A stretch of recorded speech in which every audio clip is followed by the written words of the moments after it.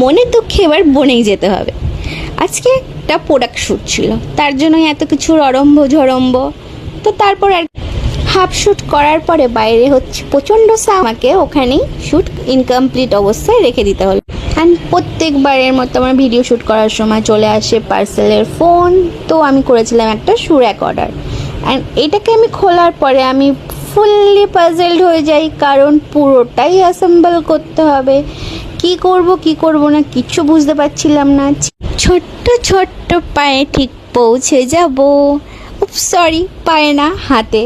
কি করব, এতক্ষণ ভুলভাল বকার পরে স্টেপ বাই স্টেপ ইউটিউব বাবার হেল্প নিয়ে অ্যাট লাস্ট অ্যাসেম্বল করেই ফেলেছিলাম আমার সুরাকটা।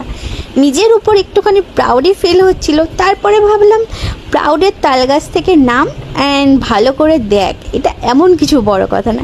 কিন্তু হ্যাঁ, একা একা এরকম হুট করে একটা আচমকা জিনিস হাতে পড়লে এটা অনেক কিছুই হয়।